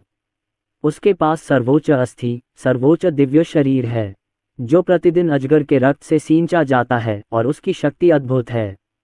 यदि वानजुन ने उसे हर दिन अपना गुस्सा दूर करने में मदद नहीं की होती तो वह ऊर्जा से भरपूर हो सकता था। ठीक है, तो मैं इसे आप पर छोड़ता हूँ। वीर ने सिर हिलाया और फिर अपनी 2 छोटी बहनों के साथ पीछे हट गया। विभांशु ने अपनी मुट्ठियां भींच लीं, अर्जुन को जानलेवा नजरों से देखा और गुस्से से दांत पीस लिए। तुमने, स्काईफ्लो संप्रदाय ने पहले मेरी मंगेतर को और फिर मेरे सीब्लू पैलेस के शिष्यों को मार डाला। चलो आज सभी पुराने और नए गिले शिकवे दूर कर लेते हैं। अब भी प्रेम मस्तिष्क विभांशु हिरण्मयी की परवाह करता है और उससे बदला लेना चाहता है। आप कहते हैं कि इस तरह का व्यक्ति घृणित है, वह बहुत दयनीय है। हाय अभागे प्रेमी, अर्जुन को विभांशु से सहानुभूति भी थी। बूम, जुवानहुआंग अमर शरीर प्रस्फुटित हुआ और अमर क्षेत्र में विभांशु की उत्तम साधना की आभा फैल गई। राक्षस सूची में दूसरे स्थान पर होने के कारण उसकी ताकत बहुत शक्तिशाली कही जा सकती है। अर्जुन के पास केवल अमर लोक की साधना का स्तर है, लेकिन अपनी शारीरिक शक्ति के साथ स्तर को छलांग लगाना और अमर क्षेत्र के खिलाफ लड़ना बिल्कुल भी समस्या नहीं है। विभांशु उछल पड़ा और मारने के लिए एक तेज छाया में बदल गया। लोहे की मुट्ठी पर बिजली चमक रही थी और उसकी शक्ति भयानक थी। बूम का रास्ते का शून्य टूट गया और काली और पीली ऊर्जा ने अर्जुन को जकड़ लिया और उसे निगल लिया। बहुत अच्छा, अर्जुन की आंखें आग से भरी थीं और उसने एक मुक्का भी मारा। नग्न होकर लड़ना मजेदार है। परम अस्थि और परम दिव्य शरीर सक्रिय हो गए। परम शक्ति से लिपटी यह मुट्ठी विभांशु की लौह मुट्ठी से टकराए। 2 मुट्ठियां जैसे 2 तारे टकरा रहे हों। एक बहुत बड़ा धमाका सुना गया और उसके बाद एक भयानक विस्फोट हुआ। उसके पैरों के नीचे की जमीन तुरंत फट गई और एक अथाह गड्ढे में बदल गई। टैप टैप टैप, उनमें से एक व्यक्ति हमले से पीछे हट गया। उसके कदम अस्तव्यस्त थे और वह किसी भी समय जमीन पर गिर सकता था। उसका चेहरा साफ देखने के बाद उसे एहसास हुआ कि यह विभांशु ही था। हजारों कदम पीछे हटने के बाद विभांशु ने आखिरकार अपना शरीर स्थिर कर लिया। उसकी मुट्ठियां अभी भी हिल रही थीं। जुवानहुआंग अमर शरीर पर प्रवाहित होने वाली शक्ति भी बहुत कमजोर थी। वह भयभीत होकर आगे देखने लगा और जब ये दृश्य समाप्त हो गया तब भी अर्जुन जमीन पर खड़ा था। नहीं, ये थोड़ा कमजोर लग रहा है। जुवानहुआंग अमर शरीर मेरी सर्वोच्च हड्डी से बहुत नीच है। अर्जुन ने थोड़ा असंतुष्ट होकर अपना सिर हिलाया। उसकी सर्वोच्च अस्थि चमक रही थी, काली और लाल रोशनी उत्सर्जित कर रही थी और हिंसक शक्ति एक जानवर की तरह थी। सुप्रीम बोन और सर्वोच्च दिव्य शरीर। विभांशु को झटका लगा। एक साधक के रूप में जो शरीर की साधना करता है वह परम अस्थि और परम दिव्य शरीर का मूल्य कैसे नहीं जान सकता।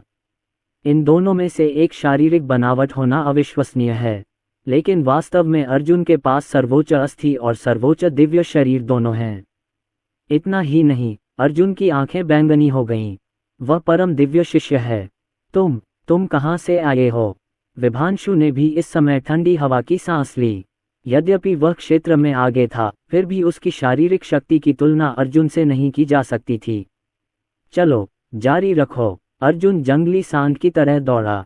जमीन पर गहरे गड्ढे दिखाई देने लगे थे और हिंसक शक्ति भड़क रही थी जो डराने वाली थी। धत्तेरी की, विभांशु ने अपने दांत पीस लिए और केवल गोली को ही काट सका और मार सका। उन्होंने जुवानहुआंग अमर शरीर को चरम सीमा तक धकेल दिया और जुवानहुआंग क्यूई ने तूफानों को लुढ़का दिया और अर्जुन को दबा दिया।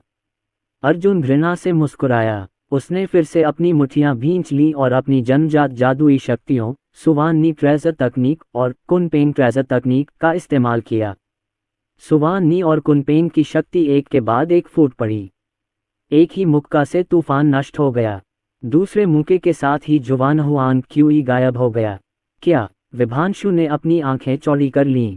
उसके सामने का विशाल अंतराल उसे निराश कर रहा था। हालांकि अर्जुन की मुट्ठी पहले ही तोप के गोले की तरह उस पर लग चुकी थी। विभांशु ने अपनी पूरी ताकत लगा दी और एक ताड़ का पेड़ भेजा जिसे जुवानहुआंग अमर ताड़ कहा गया। विशाल ताड़ का पेड़ आकाश से गिरा, मानो स्वर्ग से कोई सजा आए हो। दमन की तीव्र भावना आई, लेकिन अर्जुन डरे नहीं और उनकी आंखों में लड़ने की भावना और भी उग्र हो गई। चाहे आप कितने भी मजबूत क्यों न हो, मैं उसे एक मुक्के से तोड़ सकता हूँ। आदित्य एक तलवार से सारे कानून तोड़ सकता है। अर्जुन एक ही मुक्के से सारे कानून तोड़ सकता है। ईश्वर का हाथ। अर्जुन ने दोनों हाथों से मुट्ठियां बनाई और फिर से प्रहार किया। संसार को ढकने वाली विशाल हथेली उस समय सीधे छेदित हो गई जब उस पर दो मुट्ठियों का प्रहार हुआ। खून बिखरा हुआ था, काफी खूनी। पफ। विभांशु को खून की उल्टी हुई और वह बाहर गिर पड़ा। अब वह लड़ने में असमर्थ था। उसका जुबान हुआ अंग अमर शरीर धुंधला हो गया था, उसका पूरा शरीर खून से लथपथ था और वह मर रहा था। लड़ो मत, अर्जुन ने निराश होकर कहा। ज़ियाओटियन की शक्ति अधिक से अधिक असामान्य होती जा रही है। वीर आह भरने से खुद को रोक नहीं सका। भले ही वह अर्जुन से सीधे भिड़ जाए, फिर भी वह उसका प्रतिद्वंद्वी नहीं हो सकता। ज़ियातियान, तुम उससे कैसे निपटोगे? वीर आगे बढ़ा और मरते हुए विभांशु से पूछा। अर्जुन ने एक क्षण सोचा, छोड़ो भी, वह भी एक दुखी व्यक्ति है, चलो उसकी जान बख्श दें। वीर ने सिर हिलाया। हा, क्या तुम्हें मुझ पर दया आ रही है? कोई ज़रूरत नहीं, मुझे मार डालो। हिरण्मयी, मैं तुम्हारे साथ चलने आया हूँ। विभांशु अचानक हंस पड़ा, मानो किसी भारी बोझ से मुक्ति मिल गई हो। वह हिरण्मयी से बदला लेना चाहता था, लेकिन उसकी शक्ति उसे इसकी अनुमति नहीं देती थी। चूंकि बदला लेना असंभव था, इसलिए मर जाना बेहतर था। तुम सचमुच निराशाजनक हो। सच बताऊं तो हिरण्मयी, जिसके बारे में तुम सोच रहे हो, एक हरी चाय वाली कुतिया है। जब वह निचली दुनिया में थी तो उसने हमारे चाचा से संबंध बनाए और दोनों जीवन भर साथ रहने के लिए सहमत हुए, लेकिन अंत में उसने चाचा को धोखा दिया और सभी संसाधनों के साथ परिलोक में चली गई। अर्जुन विभांशु को फिर से धोखा खाते हुए नहीं देख सका, इसलिए उसने सच बता दिया। ये सुनकर विभांशु की भौहें तन गईं, लेकिन फिर उसने सिर हिलाया। असंभव। हिरण्मयी ने कहा कि वह सिर्फ मुझसे प्यार करता है। मूर्ख, क्या उसने तुम्हें कभी अपने अतीत के बारे में बताया है? और वह सी ब्लू पैलेस में कैसे पहुंची? अर्जुन भाई ने विभांशु की ओर देखा और सोचा कि यह लड़का सचमुच निराशाजनक है। विभांशु गहरी सोच में पड़ गया। हिरण्मयी ने उसे अपने अतीत के बारे में नहीं बताया। जहां तक हिरण्मयी के सी ब्लू पैलेस में प्रवेश का प्रश्न है, इस बारे में कुछ अफवाहें हैं। ऐसा कहा जाता है कि उसके पिता लोकेश्वर यात्रा पर निकले और हिरण्मयी को बचाया, और बाद में हिरण्मयी इस रिश्ते के साथ सी ब्लू पैलेस में प्रवेश किया। लेकिन हिरण्मयी को अपने पिता से हमेशा से ही घृणा रही है। क्या हिरण्मयी ने सचमुच मुझसे झूठ बोला? विभांशु का पूरा शरीर कांप उठा। मृत्यु का सामना करते समय वह भयभीत नहीं हुआ, लेकिन इस समय वह अपने मन में चल रहे विचारों के कारण बहुत डरा हुआ था। तुम्हारी जवानी अभी भी अच्छी है, किसी औरत के लिए अपनी जान जोखिम में डालने की कोई जरूरत नहीं है। अर्जुन ने विभांशु का पहचान चिन्ह छीन लिया और उसे कुचल दिया। फिर विभांशु को नेदर पर्वत श्रृंखला से बाहर भेज दिया गया। ये लड़ाई उसका भाग्य भी है और आपदा से बाहर निकलने का रास्ता भी। अर्जुन ने दिखावटी अंदाज में कहा। नाटक करना बंद करो। वीर ने अर्जुन को घूर कर देखा, लेकिन उसका छोटा भाई कभी कभी सचमुच बहुत दयालु होता है। शायद इसका उसके अनुभव से कुछ लेना देना है। जब वह युवा था तब उसे सुप्रीम बोन से खोद कर निकाला गया था और उसकी शक्ति छीन ली गई थी और उसका हमेशा शिकार किया जाता था। इस दुखद अनुभव ने उसे दयालु हृदय दिया, लेकिन इसका मतलब यह नहीं है कि अर्जुन नर्म दिल है। किसी दुष्ट व्यक्ति से मुठभेड़ होने पर अर्जुन निर्णायक रूप से उसका वध भी कर सकता है। चलो चलें, अब अपने पुराने काम पर वापस लौटने का समय आ गया है। मास्टर ने हमारे लिए जो लक्ष्य रखा था वह शीर्ष 4 में अपना दबदबा बनाना था, और अभी हम इसका आधा ही पूरा कर पाए हैं। वीर ने स्कोरबोर्ड की तरफ देखा। शीर्ष 4 में सिर्फ केशिनी और ऑरोरा ही थीं। पर्वत श्रृंखला के बाहर कुछ शिष्यों को एक के बाद एक टेलीपोर्ट किया गया है। उनमें से अधिकांश को खतरे का सामना करना पड़ा है। हालांकि एक खूनी आकृति ने सभी का ध्यान आकर्षित किया। क्या वह जुवानहुआंग हॉल का पवित्र पुत्र विभांशु नहीं है? उसे भी हटा दिया गया था। उसकी चोटें बहुत गंभीर हैं। जुवानहुआंग हॉल का भाग्य सचमुच खराब है। हॉल मास्टर लोकेश्वर गंभीर रूप से घायल हो गए थे और पवित्र पुत्र विभांशु भी खून बह रहा था। सब लोग बुदबुदाए। पवित्र पुत्र, महान वृद्ध गौतम भयभीत हो गए। हॉल मास्टर की चोटें अभी तक स्थिर नहीं हुई हैं और पवित्र पुत्र वास्तव में एक गंभीर रूप से घायल शरीर के साथ बाहर आया। बिनहोंग, आप। लोकेश्वर की भौहें तन गईं और वह बहुत व्यथित महसूस करने लगा। ये फिर से स्काई फ्लो सेक्ट है ना? ये तो ज़्यादा है। भले ही मुझे अपनी जान जोखिम में डालनी पड़े, मैं तुमसे मरते दम तक लड़ूंगा। लोकेश्वर ने दांत पीस लिए और आदित्य से लड़कर उसे मार डालना चाहता था। पिताजी, मैं समझ गया हूँ। मुझे अपने लिए जीना चाहिए। चलो वापस चलते हैं। चाहे वह मार्शल आर्ट सम्मेलन हो या दानव संहार गठबंधन, इसका हमसे कोई लेना देना नहीं है। विभांशु ने अपने गंभीर रूप से घायल पिता को देखा, उसकी आंखों में आंसू आ गए। बिल्कुल अलग विभांशु को देखकर लोकेश्वर ने कुछ देर तक कोई प्रतिक्रिया नहीं दी। ये स्पष्ट था कि विभांशु कुछ समय पहले तक हिरणमयी के लिए लड़ रहा था, फिर वह अब इतना बदल क्यों गया? मूलतः उन्हें ये चिंता थी कि विभांशु प्रेम विपत्ति में फंस जाएगा और जीवन के उत्तरार्ध में उसके लिए इससे बाहर निकलना कठिन हो जाएगा। लेकिन अब ऐसा लगता है कि उसके बच्चे का पुनर्जन्म हो गया है। बिनहोंग, लोकेश्वर की आंखें नम थीं, लेकिन होठों पर राहत भरी मुस्कान थी। भले ही वह गंभीर रूप से घायल हो गया हो, भले ही सी ब्लू पैलेस को भारी नुकसान हुआ हो, लेकिन जब तक उसका बेटा प्रेम आपदा से बाहर निकल सकता है, तब तक यह इसके लायक होगा। नेता का पद कैसा होगा, अमरता का मार्ग कैसा होगा, इसकी उसे परवाह नहीं थी। मूर्ख बच्चे, चलो घर चलें। लोकेश्वर अपने गंभीर रूप से घायल शरीर को घसीटते हुए विभांशु के पास ले गया और उसे कसकर गले लगा लिया। मेरा सी ब्लू पैलेस अब दानव संहार गठबंधन में भाग नहीं लेगा। इन दिनों लॉर्ड वू के आतिथ्य के लिए धन्यवाद। लोकेश्वर विभांशु को लेकर सबकी नज़रों से ओझल हो गया। सी ब्लू पैलेस वापस ले लिया। क्या आपकी दृष्टि बहुत सही नहीं है? दानव रानी के हाथों में अमरता का ताबूत है, लेकिन वह उसे छोड़ने को तैयार है। मुझे इसमें कोई संदेह नहीं है कि बड़ी टीम छोड़ने के बाद सी ब्लू पैलेस का पतन हो जाएगा। हर कोई इसके बारे में बात करता था। वे लोकेश्वर के निर्णय से सहमत नहीं थे। ये बेवकूफ़ों का समूह है। लोकेश्वर के इस कदम से सी ब्लू पैलेस स्पष्ट रूप से बच गया। चैतन्य ने मन ही मन शाप दिया। वह जानता था कि स्वर्गीय दानव महारानी उसकी भाभी थी। एक बार जब दानव संहारक गठबंधन हमला करने आया, तो उसका बड़ा भाई निश्चित रूप से उसे दबा देगा। यदि सी ब्लू पैलेस इस समय पीछे हट जाए तो आपदा से बचा जा सकता है। पाताल पर्वत। वीर ने स्कोरबोर्ड देखा। पहले और दूसरे स्थान पर अभी भी उसकी दो छोटी बहनें थीं, लेकिन तीसरे स्थान पर मौजूद किनमिंगजी अंकों के मामले में औरोरा के लगभग बराबर पहुंच चुकी थी। जहां तक वीर और अर्जुन की बात है तो वे शीर्ष 5 में भी जगह नहीं बना पाए। लोगों का ये समूह काफी तेज है, लेकिन जो अंत में हंसता है वही विजेता होता है। वीर मुस्कुराया। चलो चलें, हमें और अधिक मेहनत करनी होगी। 4 लोगों का एक समूह नेदरवर्ल्ड पर्वतों से होकर यात्रा कर रहा था। रास्ते में जब भी उनका सामना राक्षसों से होता तो वे उनका सीधा दमन कर देते। यदि वे अन्य बलों के शिष्यों से मिलते तो वे अंक छीन लेते और यहाँ तक कि अंतरिक्ष वलय भी छीन लेते। सिर्फ 1 महीने में ही वीर और अर्जुन शीर्ष 5 में पहुंच गए, लेकिन तीसरे स्थान पर अभी भी किनमिंगजी ही थी। नहीं, आजकल मछली बहुत छोटी है। वास्तव में ये खाने के लिए पर्याप्त नहीं है। वीर और अर्जुन दोनों को लगा कि प्रगति बहुत धीमी है। आप जो भी कहें, बड़ी मछली ने चारा खा लिया है। अचानक केशिनी ने उत्साहित होकर कहा। ये सुनकर वीर और अन्य लोगों ने भी ध्यानपूर्वक महसूस किया और पाया कि सैकड़ों आभाएं आ रही थीं। उनमें से सबसे शक्तिशाली अमर आदरणीय क्षेत्र की महान सफलता तक पहुंच गया था। जाल बंद करने के लिए तैयार हो जाओ। वीर उदास होकर मुस्कुराया। चारों लोग तेजी से छाया में बदल गए और तेजी से उड़ गए। अरे, क्या शीर्ष 5 में पहुंचना इतना मुश्किल है? स्काईफ्लो सेक्ट के 4 लोगों को इतने सारे अंक कहां से मिले? वे बस अनजान लोग हैं। वे शीर्ष 5 में आ सकते हैं। मुझे लगता है कि वे भाग्यशाली हैं। सैकड़ों लोग महाशक्ति तियांडू संप्रदाय से हैं।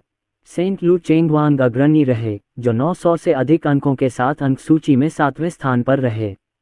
ये बहुत अच्छा होगा यदि मैं स्काईफ्लो संप्रदाय के 4 लोगों से मिल सकूं। यदि मैं उनके अंक ले सकूं, तो क्या ये संत सूची में शीर्ष पर नहीं पहुंच पाएगा? लू चेंगवांग ने मन ही मन कहा। उसकी आंखें बहुत लालची थीं। तुम सचमुच बहुत बुद्धिमान हो। अचानक एक आवाज आए और सभी लोग कांप उठे। कौन? लू चेंगवांग और अन्य लोग पीछे की ओर खड़े होकर आवाज के स्रोत की ओर देख रहे थे। मैंने चारों दिशाओं से एक एक आकृति को आते देखा जो तियांडू संप्रदाय के अपने शिष्यों को घेरे हुए थी। लू चेंगवान, क्या तुम हमें ढूंढना नहीं चाहते? वीर ने मुस्कुराते हुए पूछा।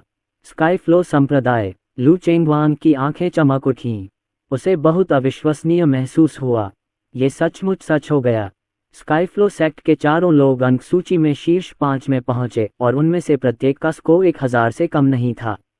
नहीं, वे इतने घमंडी कैसे हो सकते हैं? लू चेंगवान बहुत मूर्ख नहीं था, क्योंकि वीर और अन्य लोग बहुत शांत और संयमित थे, मानो वे आश्वस्त हों। समझ गया, पहले दूसरे भाई को इसे आजमाने दो। लू चेंगवांग ने एक पल के लिए सोचा और फिर अपने पीछे खड़े अपने दूसरे कनिष्ठ भाई झेंग जुवान से कहा, दूसरे भाई, इन 4 लोगों के पास हजारों अंक हैं, आप एक चुन लीजिए। वरिष्ठ भाई, क्या आप सचमुच इसे मुझे देने को तैयार हैं? बेशक, हम सौतेले भाई हैं। वाह वरिष्ठ भाई, मैं बहुत प्रभावित हूँ। झेंग जुबान ने अपनी आंखों से आंसू पोंछे और फिर केशिनी पर निशाना साधा। चलो उसे चुनते हैं, वह अंक सूची में पहले स्थान पर है, 1300 से अधिक अंकों के साथ। लू चेंगवान का मुंह हिल गया। ये झेंग जुबान वास्तव में उसके प्रति विनम्र नहीं है। सबसे अधिक अंक वाले को तुरंत चुने। दिलचस्प, केशिनी मुस्कुराई, मानो किसी विदूषक को देख रही हो। तियांडू संप्रदाय के इन लोगों की बुद्धि के साथ वे आज तक कैसे जीवित रहे। लड़की, तुम बहुत अच्छी लग रही हो, खासकर ये खूबसूरत पैर। अगर तुम मुझे अपने पैर छुओ और दिखाओ तो मैं थोड़ा नर्म हो जाऊंगा। झेंग जुबान ने अपने होंठ चाटे, लार टपक रही थी। ये सुनकर वीर और अर्जुन बुद्धिमानी से पीछे हट गए। वे जानते थे कि तीसरी छोटी बहन उसे मारने वाली थी। जिस अंतिम शिष्य ने तीसरी कनिष्ठ बहन को इस प्रकार छेड़ा था, वह बिना कोई अवशेष छोड़े मर गया। Tap tap tap, Zheng Hwan Keshini की ओर चल दिया। अमर पूज्य क्षेत्र का साधना स्तर उसके शरीर से निकला। इतना ही नहीं, वहां 7 रंगों वाला जहरीला कोहरा भी था, जिसने पेड़ों और फूलों को तुरंत नष्ट कर दिया, और यहां तक कि जमीन पर बैंगनी बुलबुले भी दिखाई देने लगे। तियांडू संप्रदाय विष को परिष्कृत करने में सबसे अच्छा है और विष का उपयोग करने में भी अच्छा है। यदि आप उनसे लड़ेंगे और सावधान नहीं रहेंगे तो आपको जहर देकर मार दिया जाएगा। केशिनी की सुंदर आंखें ठंडी थीं। जब झेंग जुबान पास आई तो उसने ईश्वर हत्या करने वाले कोड़े को बुलाया। ऐसे बदमाश को मारते समय तुम्हें अपने हाथ गंदे नहीं करने चाहिए। ये चाबुक नहीं, यह एक मध्यम श्रेणी का होंगमेंग अमर हथियार है। लू चेंगवांग ने एक सांस ली। उसे पहले से ही लग रहा था कि कुछ गड़बड़ है। मैंने सोचा था कि स्काईफ्लो संप्रदाय एक अज्ञात शक्ति थी, लेकिन किसके शिष्य अपनी इच्छानुसार मध्यम श्रेणी के होंगमेंग अमर हथियार को बुला सकते हैं? उनके तियांडू संप्रदाय में कई बुजुर्ग मध्यम श्रेणी के होंगमेंग अमर हथियार का खर्च नहीं उठा सकते हैं। ये तथ्य कि स्काईफ्लो सेक्ट के ये 4 लोग शीर्ष 5 में स्थान बना पाए, निश्चित रूप से भाग्य के कारण नहीं है। लू चेंगवांग ने झेंग जुबान को याद नहीं दिलाया, बल्कि चुपचाप पीछे हट गया और भागने की तैयारी की। छोटी सुंदरी, बस समर्पण कर दो। झेंग जुबान केशिनी से 3 मीटर से भी कम दूरी पर था। उसने अपनी आस्तीनें ऊपर उठाईं और अजीब सा जहर उगल दिया, जिससे सबकी नजरें छिप गईं। आसपास की जीवन शक्ति शीघ्र ही नष्ट हो गई, लेकिन केशिनी के पास पहुंचते ही वह अचानक रुक गई, क्योंकि केशिनी ने स्वर्गीय दंड की आंख खोली और 7 छिद्रों और नाजुक हृदय के साथ स्वर्ग और पृथ्वी के साथ संवाद किया। स्वर्ग और पृथ्वी की शक्ति उधार ली और जहरीले कोहरे को मजबूती से रोक दिया, ताकि जहरीला कोहरा उसके पास बिल्कुल भी न आ सके। स्विश, एक भयंकर आवाज गूंजी। तभी एक चीख निकली, लेकिन यह अभी खत्म नहीं हुआ है। बूम! ईश्वर हत्या करने वाला चाबुक लगातार घूमता रहा और केशिनी के शरीर में अमर आदरणीय क्षेत्र की आभा फूट पड़ी, जो झेंग जुबान की शक्ति से कई गुना अधिक शक्तिशाली थी। एक क्षण में ही खून की धुंध हवा में भर गई और सभी को एहसास हो गया कि कुछ गड़बड़ है। जब विषैली धुंध और रक्त की धुंध छट गई तो केशिनी ने अपने हाथ में देव हत्या करने वाला चाबुक पकड़ लिया और उसकी सुंदर आंखें भयंकर हत्या के इरादे से चमक उठीं। उसके सामने झेंग जुबान की आकृति गायब हो गई थी, केवल खून का एक तालाब और पहचान चिन्ह रह गया था। दूसरा वरिष्ठ भाई, तुमने दूसरे वरिष्ठ भाई को मार डाला। तियांडू संप्रदाय के अनुयायी अचंभित रह गए। उन्होंने अभी तक कोई प्रतिक्रिया नहीं दी थी, लेकिन दूसरे वरिष्ठ भाई झेंग जुबान पहले ही मर चुके थे। उसके पास पहचान चिन्ह को कुचलने का भी समय नहीं था। बकवास, कितना डरावना। लू चेंगवांग चुपचाप सबके पीछे पीछे हट गया था। उसका पूरा शरीर ठंडे पसीने से लथपथ था। उसने बिल्कुल भी संकोच करने की हिम्मत नहीं की और भागने के लिए अपनी पूरी ताकत लगा दी। पवित्र पुत्र, दूसरा बड़ा भाई मर गया है। हमें क्या करना चाहिए? पवित्र पुत्र कहाँ है? आकाश विश्व संप्रदाय के शिष्यों को पता चला कि उनका पवित्र पुत्र गायब है।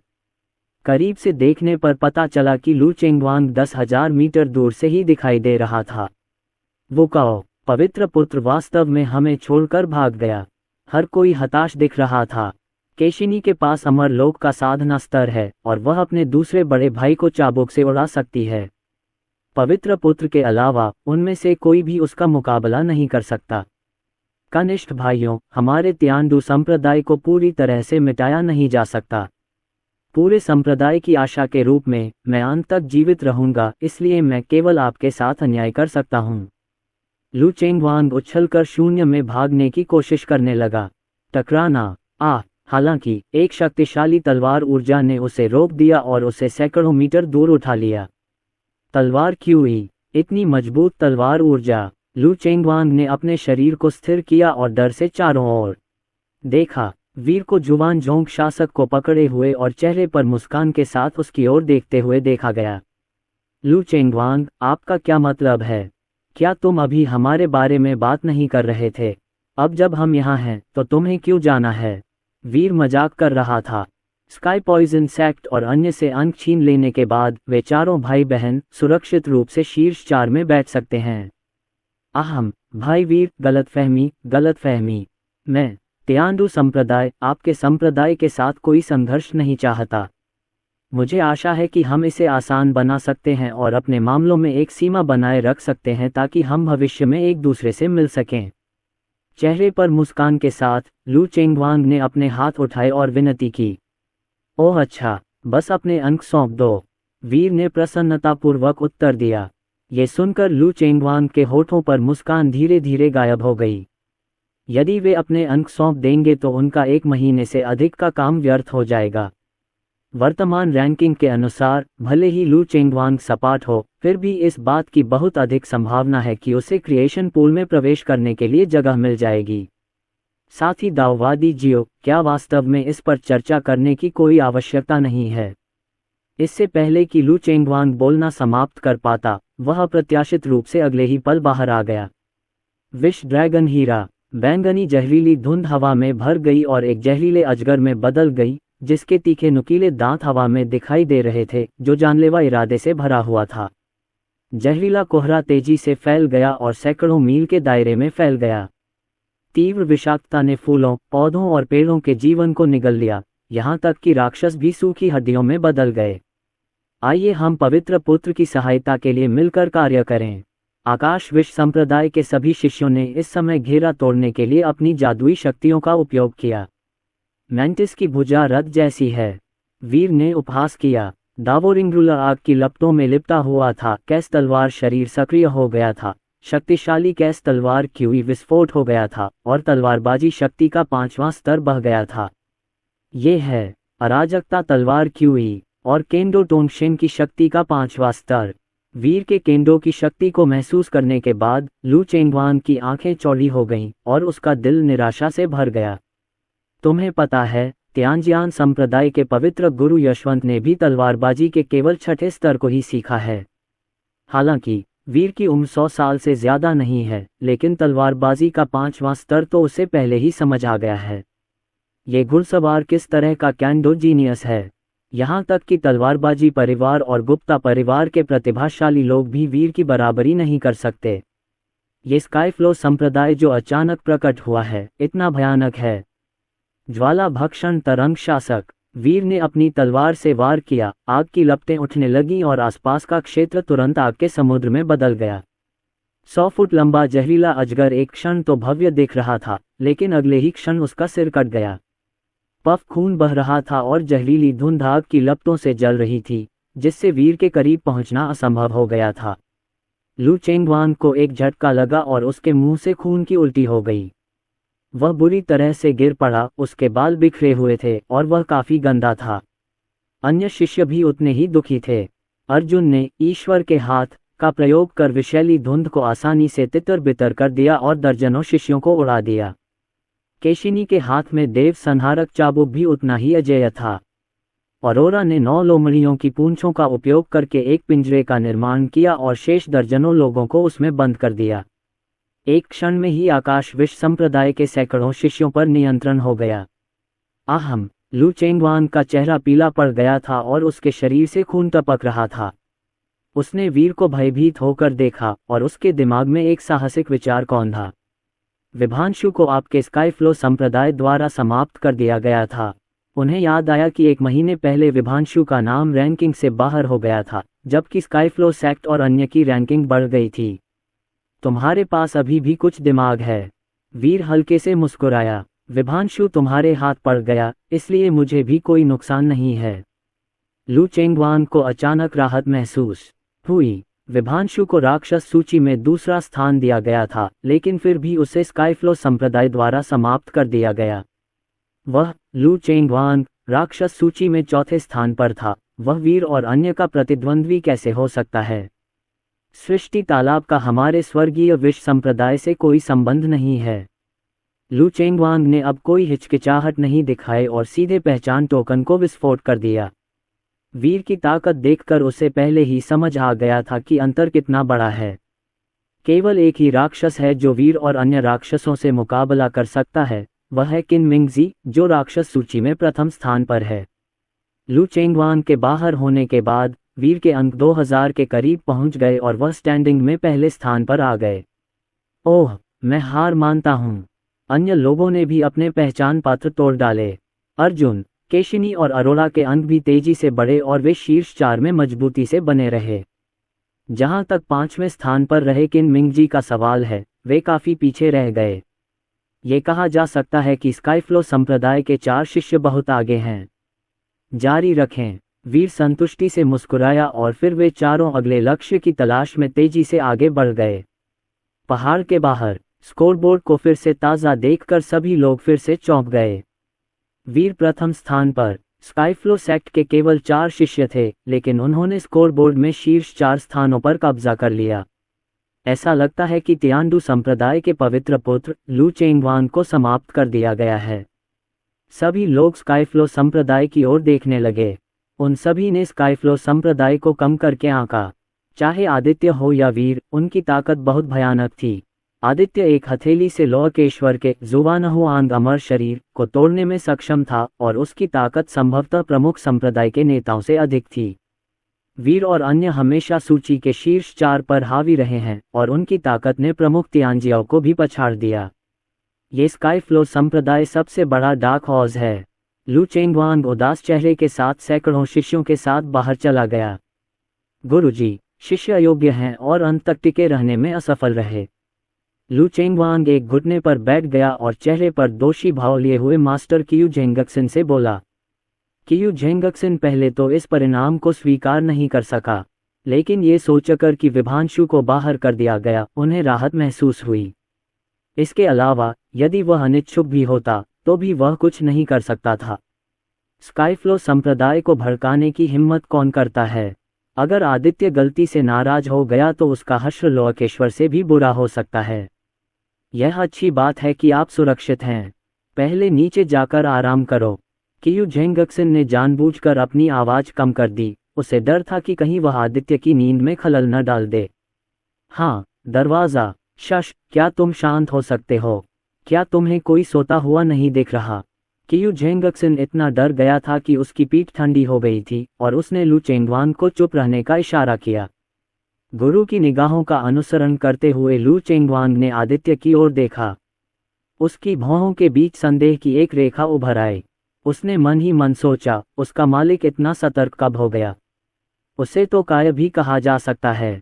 यदि लू चेंगवांग ने वह दृश्य देखा होता जहां आदित्य ने एक हथेली से जुवानहुआंग अमर शरीर को भेद दिया था, तो शायद वह ऐसा कभी नहीं सोचता।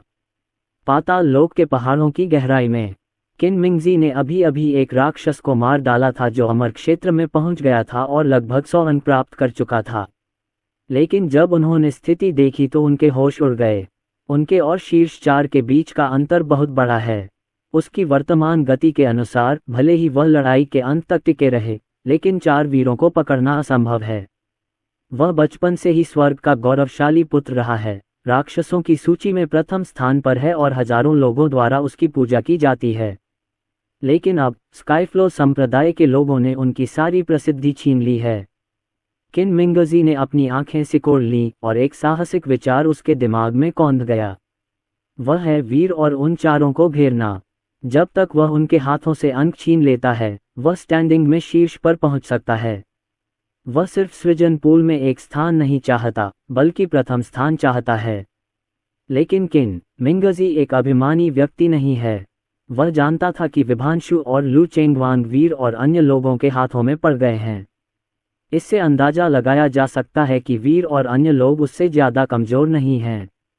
यदि वह अकेले लड़ रहा होता तो किन मिंगजी अभी भी इससे निपटने में सक्षम हो सकता था। लेकिन उन्हें एक ही समय में स्काईफ्लो सेक्ट के 4 लोगों से निपटने में ज्यादा विश्वास नहीं था। किन मिंगजी एक तेज छाया में बदल गई और उड़ गई। कुछ ही देर बाद वह एक घाटी में पहुंचा। घाटी से पियानो की मधुर ध्वनि आ रही थी। टूटी दीवारों से पता चलता है कि यहाँ अभी अभी युद्ध हुआ है। परी जिंगरो की ताकत पिछले कुछ वर्षों में बढ़ी है। किन मिंगजी पीठ पर तलवार लिए घाटी में दाखिल हुआ। नदी के किनारे सफ़ेद पोशाक पहने एक महिला बैठी थी और उसके जैद जैसे हाथ तेजी से तार खींच रहे थे। सुन जिंगरो ने अपनी आकर्षक आंखों से किन मिंगजी को देखा और सतर्क हो गई।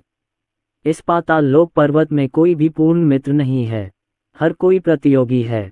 परी और मुझ में कुछ समानताएं हैं। किन मिंगजी मंद मंद मुस्कुराए। पहाड़ों में प्रवेश करने के बाद न तो वह और न ही सुन जिंगरू अपने संप्रदाय के शिष्यों के साथ आगे बढ़े, क्योंकि उनकी नज़र में वे लोग सिर्फ ढोंगी हैं। उनके साथ घूमना बहुत असुविधाजनक होगा। मैंने सोचा कि मिस्टर किन पाताल लोक हाइड्रा को खोजने गए हैं। सुन जिंगरो ने अपने होठों को दबाया और मुस्कुराई, जो सभी जीवित प्राणियों को मोहित कर सकती थी।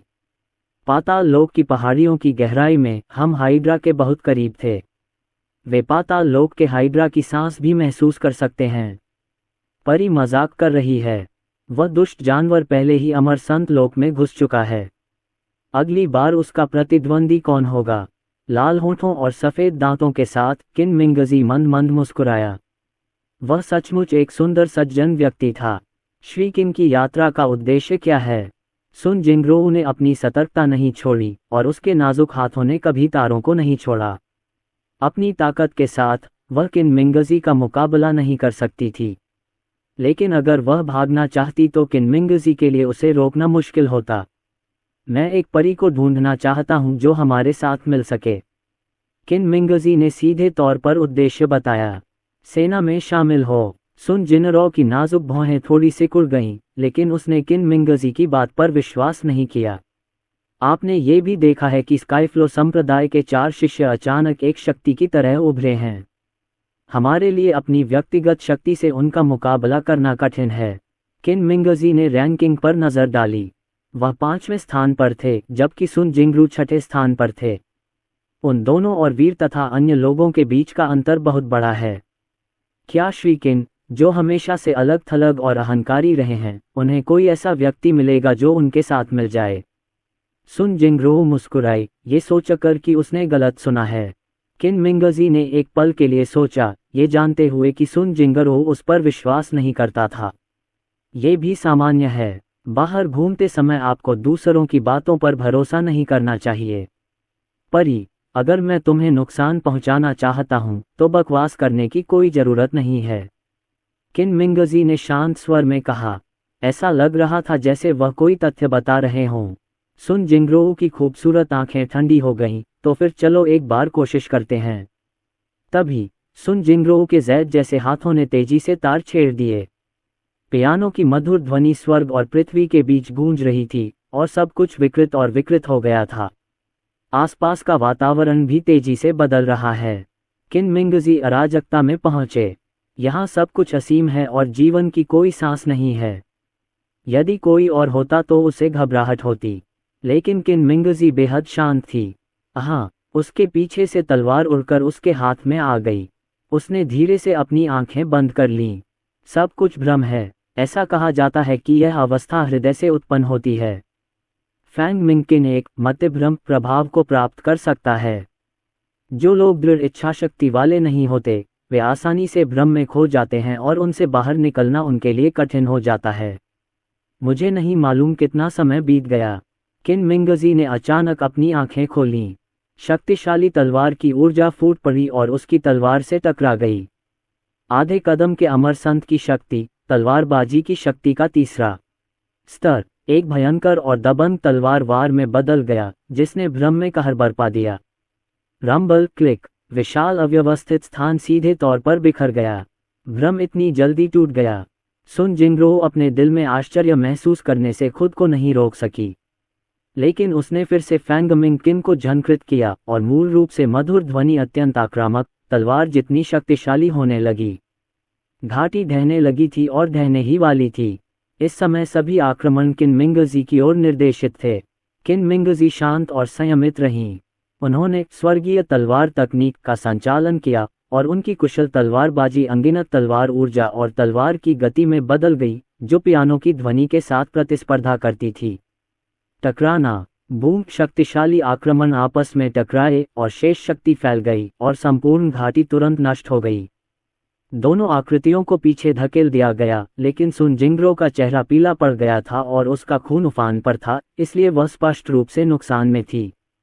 किन मिंगजी धीरे धीरे चला, लेकिन अचानक उसने अपनी तलवार रख दी और दूसरा हमला नहीं किया। क्या अब तुम परी पर विश्वास करते हो? किन मिंगजी मंद मंद मुस्कुराए। मास्टर किन सचमुच बहुत शक्तिशाली हैं। मेरी छोटी बच्ची हार स्वीकार करने को तैयार है। सुन जिंगरो ने फैंग मिंकिन को दूर कर दिया। चूंकि श्री किन कुछ बड़ा करना चाहते हैं, इसलिए ये छोटी लड़की उनके साथ जाएगी। पहला स्थान मेरा है, दूसरा स्थान तुम्हारा है। किन मिंगजी ने लालच से स्टैंडिंग को देखा। चाहे वह कोई भी हो, उसकी प्रसिद्धि छीनने की कोशिश मत करो। क्या तीसरा, चौथा और पांचवा स्थान हमारे लिए छोड़ा जा सकता है? इसी समय 3 और लोग टूटी घाटी में प्रवेश कर गए। वे हैं Sagar Gautam, crimson flame heavenly palace के पवित्र पुत्र, वू चेंगन, कैंगक्योंग मंदिर के पवित्र पुत्र, और जेंग जुन्नान, रक्त चाकू मंडप के पवित्र पुत्र। उन सभी के पास अमर क्षेत्र की महान उपलब्धियां हैं और वे शीर्ष 6 में मजबूती से शामिल हो सकते थे। लेकिन स्काईफ्लो सेक्ट के डार्क हॉर्स के कारण वे शीर्ष 10 में भी अपना स्थान सुरक्षित नहीं कर सके। इसलिए उन्होंने निर्णय लिया कि उनके साथ आए कनिष्ठ भाइयों को उनकी सहायता करने के लिए अपने अंक सौंपने दें। वास्तव में ऐसा व्यवहार असामान्य नहीं है, लेकिन फिर भी वे अभी भी स्काईफ्लो संप्रदाय के लोगों द्वारा दबाए गए थे। खासकर जेंग जुन्नान, जो 9वें स्थान पर हैं। अगर वे सावधान नहीं रहे तो वे शीर्ष 10 से बाहर हो जाएंगे और क्रिएशन पूल में अपनी जगह भी गंवा देंगे। किन मिंगजी ने उन तीनों की ओर देखा और फिर मुस्कुराते हुए कहा, सभी सही समय पर आए हैं। चूंकि आप शामिल होने का इरादा रखते हैं, तो आइए पहले स्काईफ्लो संप्रदाय के लोगों को खत्म करने के लिए मिलकर काम करें। हा, बिल्कुल यही मेरा मतलब था। सभी लोग तुरंत ही इससे सहमत हो गए। कोई रास्ता नहीं है, वीर के चारों बहुत शक्तिशाली हैं, और अब जब वे हर जगह अंक छीन रहे हैं, तो उन्हें सड़क पार करने वाले चूहों की तरह छिपने के लिए मजबूर होना पड़ रहा है। मुझे डर है कि वीर और अन्य लोगों को पहाड़ों की गहराई में पहुंचने में ज़्यादा समय नहीं लगेगा। यदि वे एकजुट नहीं हुए तो वे सभी समाप्त हो जाएंगे। बड़े भाई, हम पाताल लोक के पहाड़ों की गहराई तक पहुंच गए हैं। बाकी शिष्य पहाड़ों में कहीं छिपे होंगे। हम उन सबको एक ही बार में पकड़ सकते हैं। और वह पाताल लोक का हाइड्रा, जिसके बारे में बात करते हुए मैं सचमुच उसका खून चखना चाहता हूँ। मुझे आश्चर्य है कि ड्रैगन के खून की तुलना में इनमें से कौन ज्यादा पौष्टिक है। वीर के चारों सदस्य पाताल लोक की गहराई तक लड़ते रहे। यदि मैंने इसे अतीत में डाल दिया होता तो मैं इसके बारे में सोचने की हिम्मत नहीं कर पाता, क्योंकि निचले पहाड़ों की गहराई में अमरसंत क्षेत्र की साधना के साथ एक हाइड्रा है। इसलिए जब आप यहाँ आते हैं तो इसे निशाना बनाना आसान होता है। लेकिन उनके लिए वीर और अन्य 4 और भी अधिक भयानक हैं। पाताल लोक हाइड्रा की आभा काफी शक्तिशाली है। वीर ने पहाड़ों की गहराई में देखा, उसके शरीर में लड़ने की भावना जल रही थी। वह कुछ समय के लिए पाताल लोक के हाइड्रा से मिलना चाहता था। अमरसंत क्षेत्र में राक्षस बहुत शक्तिशाली होने चाहिए, है ना? भाई, जब समय आएगा तो हम मिलकर पाताल लोक हाइड्रा को हरा देंगे। मैं खून पी लूंगा और तुम्हें मांस खाने दूंगा, अर्जुन ने उत्सुकता से कहा। वीर ने अर्जुन की ओर आंखें घुमाईं। क्या अब अजगर का खून तुम्हें संतुष्ट नहीं कर सकता?